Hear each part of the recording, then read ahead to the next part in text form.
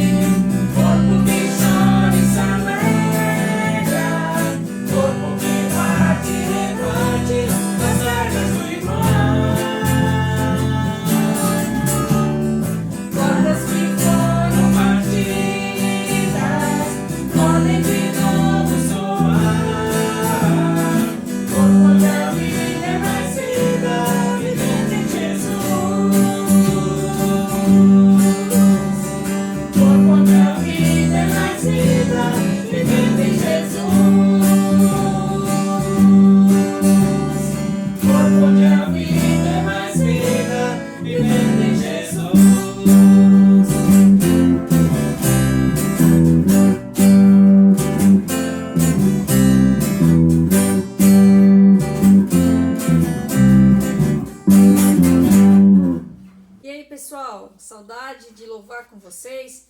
Então hoje vamos tentar fazer um louvor junto, mesmo distante, a gente pode estar sintonizado em louvor ao nosso Senhor.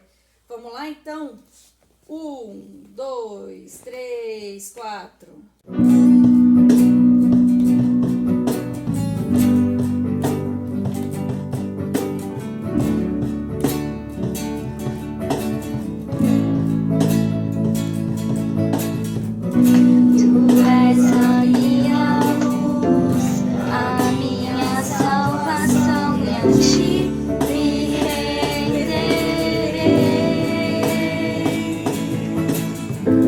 Se ao teu lado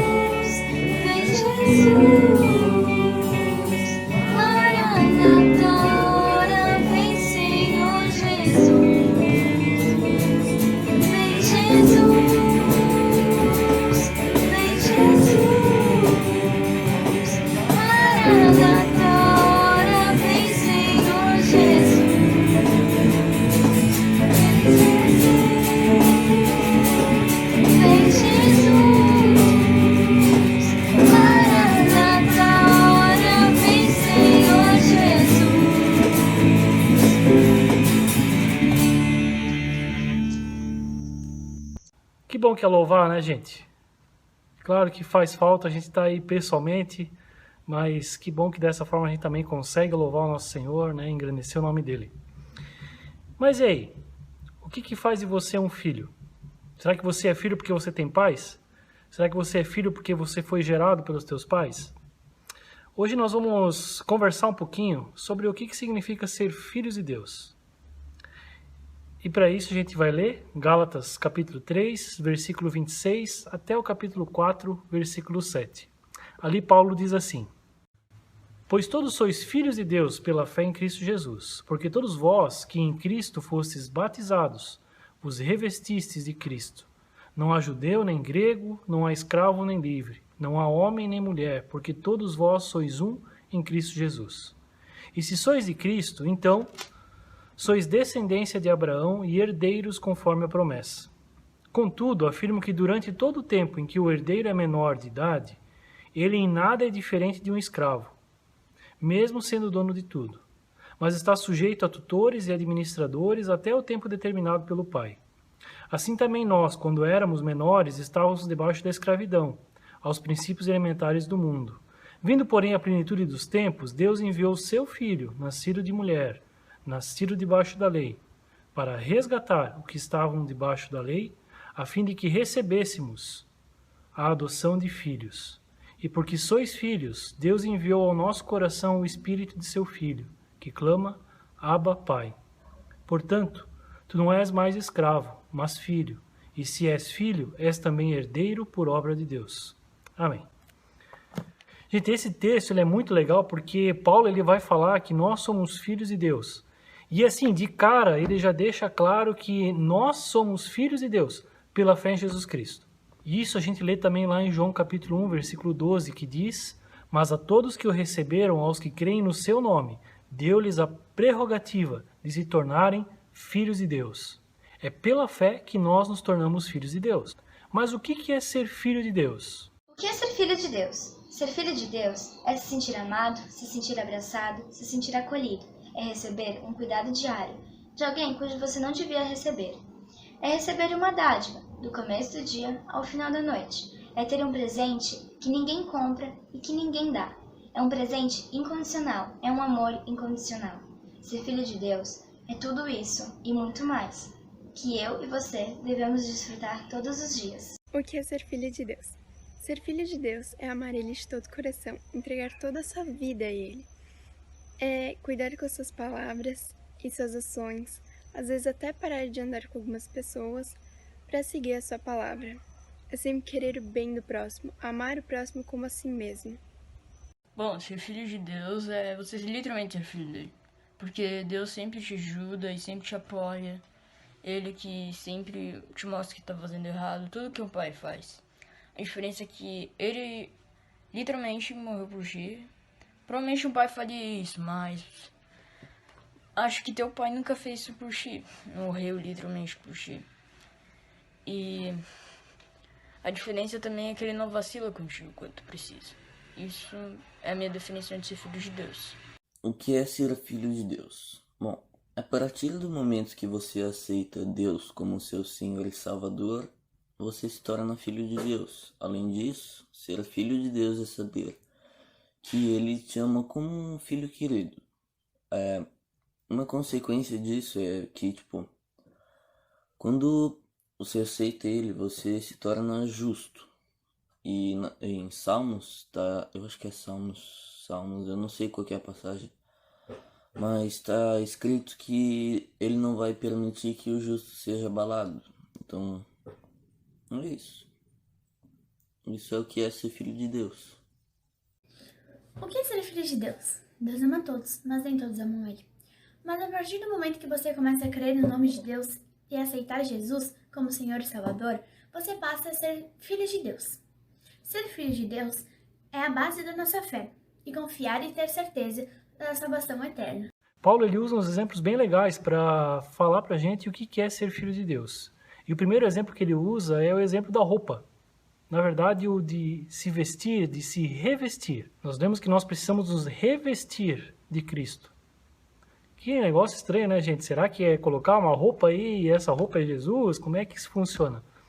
Na verdade, se a gente olhar um outro texto da Bíblia, fica um pouquinho mais claro de entender.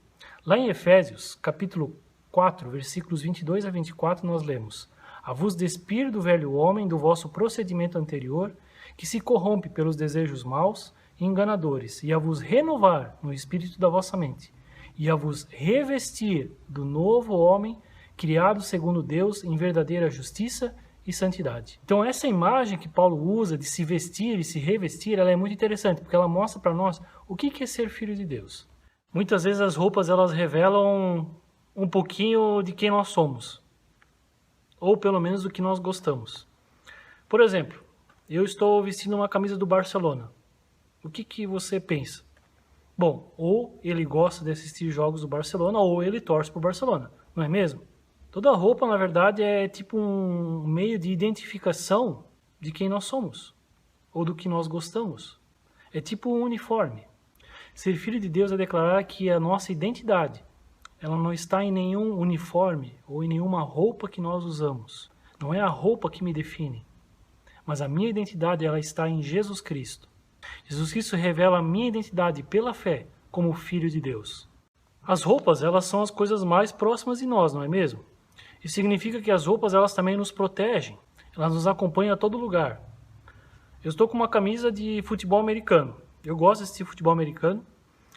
Eu não tenho todo o equipamento de proteção, mas é só para exemplificar que muitas vezes a nossa roupa ela pode servir como uma forma de proteção. Ser filho de Deus é declarar a nossa dependência em Jesus Cristo. Se nós somos filhos, nós dependemos do Pai. Diferente das roupas que nós podemos tirar e trocar, nós não podemos deixar Jesus de lado na nossa vida. E a dependência ela nos mostra uma relação próxima com Jesus. Lembre do que ele falou em João 15. Ele é a videira, nós somos os ramos. É uma relação de permanência e dependência. Às vezes o que nós vestimos deve estar na moda, não é mesmo? É tipo seguir uma tendência. Provavelmente muitas roupas que você tem são estilos que você segue. Quem nunca imitou um estilo para se vestir? Ser filho de Deus é imitar a Jesus Cristo. Fazer com que os nossos pensamentos, as nossas atitudes, as nossas palavras reflitam o caráter de Jesus. É como se quando nós estivéssemos no nosso dia a dia, tudo o que nós fizermos é feito na presença de Jesus, como se Jesus estivesse face a face conosco. Por isso que nós encontramos na Bíblia muitas vezes a expressão andar na presença. E um versículo que eu lembro aqui é 1 João, capítulo 2, versículo 6, que nós devemos andar como ele andou. Por isso, diferente de estar na moda, ser filho de Deus é imitar a Jesus Cristo, é refletir o caráter de Jesus a partir das nossas atitudes, das nossas palavras, dos nossos pensamentos. As roupas elas podem servir como uma aceitação diante dos outros. Quantas vezes eu ouvi, eu acho que essa roupa aí que você colocou não combina muito não. Isso tem a ver com aceitação. Uma aceitação de nós mesmos conosco e uma aceitação nossa para com as outras pessoas. Ou vai dizer que você nunca fez um comentário de uma roupa que alguém estava vestindo. O fato é que nós olhamos, nós falamos e muitas vezes nós julgamos. E infelizmente isso faz pessoas serem aceitas ou não aceitas. Ser filho de Deus é ter a certeza que Deus nos ama e Ele nos aceita do jeito que nós somos. Porque quando Deus olha para nós, Ele vê o Filho, Jesus Cristo. E assim Ele nos vê como seus filhos. E por isso Ele nos ama e nos aceita. As roupas, elas escondem a nossa nudez e elas nos poupam da vergonha. É interessante lembrar que em Gênesis 3, Adão e Eva, quando eles comem do fruto, os seus olhos se abrem e eles ficam com vergonha um do outro, porque eles estavam nus. E eles ficam sem jeito, eles procuram folhas e figueiras para se tampar. E a gente percebe que, na verdade, quando Deus se encontra com eles, Deus precisa providenciar roupa para eles. E essa roupa que Deus precisa providenciar, ela vem a partir de um sacrifício. O primeiro sacrifício que nós encontramos na Bíblia. Deus sacrifica animais para que roupas sejam feitas para Adão e Eva, diante da sua vergonha e diante da sua nudez. Ser filho de Deus é saber que Deus, sendo o nosso Pai, nos cobre diante da vergonha do nosso pecado. Ele nos perdoa e Ele nos liberta dessa culpa, porque Ele assume sobre si a nossa culpa. Nos tornamos filhos de Deus pela fé em Jesus Cristo. E ser filho de Deus é viver a partir dessa fé. Uma nova vida, uma nova pessoa que reconhece a sua identidade em Jesus e que vive na dependência dEle. E as consequências mais claras disso, elas estão escritas no versículo 28, onde Paulo diz que em Cristo nós somos um. Ou seja, as barreiras, os muros que nos separam, eles são quebrados. Não há mais distinção. Não há judeu nem grego, ou seja, não há distinções culturais. Precisamos lembrar que os judeus eles não aceitavam os gentios. Não há escravo nem livre, não há mais distinção entre classes sociais e econômicas. A gente precisa lembrar que os judeus eles tinham repugnância para com os escravos. E não há homem nem mulher, ou seja, não há mais distinção de gêneros. Outra coisa que precisamos lembrar, os judeus eles desprezavam as mulheres. Essas palavras de Paulo não querem dizer que agora vai acontecer uma revolução na sociedade, que agora vai haver uma revolução contra o sistema. Paulo ele fala essas palavras no contexto da igreja, ele fala para cristãos. Então ele na verdade não quer dizer de forma literal que não existem mais distinções, não existem mais diferenças, mas o que ele quer dizer é que essas diferenças elas não importam mais. Por quê? Porque em Cristo nós somos um. Em Cristo, pela fé, nós somos aceitos como filhos de Deus. Ou seja, não há mais distinção. Não há mais barreiras para se tornar filhos de Deus. somente pela fé. Ok, pela fé nos tornamos filhos de Deus. Mas como é que isso acontece na prática? Em Gálatas 4, dos versículos 1 a 5, Paulo ele usa 2 exemplos para tentar explicar para nós. Ele usa o exemplo do herdeiro e ele usa o exemplo do resgate. O que é um herdeiro? O herdeiro é aquele que herda alguma coisa, não é mesmo? E Paulo diz que enquanto o herdeiro ele é menor, ele é igual a um escravo. Ou seja, não muda nada, porque ele ainda está sob a tutoria e a autoridade do pai. Essa palavra que Paulo usa, menor, ela é usada para distinguir entre menor e adulto, ou seja, entre aquele que necessita de proteção de alguém. Paulo usa esse exemplo porque ele sabia como funcionava essa lei na época. Aos 12 anos, os judeus eles passavam da condição de meninos para homens. Os gregos eles ficavam até os 18 anos, sob a autoridade e tutela dos pais. E os romanos, entre 14 e 17 anos é que eles se tornavam maiores. Só que eles ficavam até os 25 anos de idade sob a tutoria de alguém. Mas o que Paulo quer dizer com isso? Vamos pensar de forma bem prática. Quantos anos você tem? 11, 13, 15 anos. Pela lei brasileira, você é menor de idade. Vamos imaginar que você herda uma grande propriedade dos teus pais. Agora, nessa idade, não vai mudar nada, não é mesmo? Essa herança ela vem como uma forma de promessa. Você somente vai poder usufruir dessa herança quando? Quando os teus pais eles assinarem o documento. Enquanto nós somos menores, nós ainda estamos na condição de escravos. É isso que Paulo quer dizer. Nós estamos debaixo da lei. Mas então, quando nós alcançamos a maioridade, quando nós então podemos usufruir dessa herança? Por isso que nos versículos 4 e 5 nós lemos: Vindo, porém, à plenitude dos tempos, Deus enviou seu Filho, nascido de mulher, nascido debaixo da lei, para resgatar os que estavam debaixo da lei, a fim de que recebêssemos a adoção de filhos. Ou seja, nós somente podemos ser filhos a partir da vinda do Filho, Jesus Cristo. A vinda de Jesus Cristo em carne, nascido de mulher, sob o regime da lei, para cumprir a lei, nos resgata da nossa condição de escravos e nos adota como filhos. Jesus ele veio em carne e osso com um propósito bem claro, o nosso resgate. E é a partir desse resgate que a nossa condição ela muda. De escravos, nos tornamos filhos. Mas como é que nós podemos ter essa certeza? Aí nós chegamos no versículo 6, que Paulo diz assim: Porque sois filhos, Deus enviou ao nosso coração o Espírito do Filho, que clama, Abba, Pai. É o Espírito Santo de Deus que nos faz experimentar essa condição de sermos filhos de Deus no nosso dia a dia. Enquanto que Jesus veio e habitou entre nós, o Espírito Santo foi enviado para habitar em nós. Por isso que Paulo fala em Romanos 8,16: O próprio Espírito dá testemunho ao nosso espírito de que somos filhos de Deus. E é por esse motivo que o Espírito nos leva a clamar Abba, Pai. O que é clamar? Clamar a gente pode comparar a um grito alto. Mas se nós olhamos para a Bíblia, clamar ele tem ligação direta com a oração.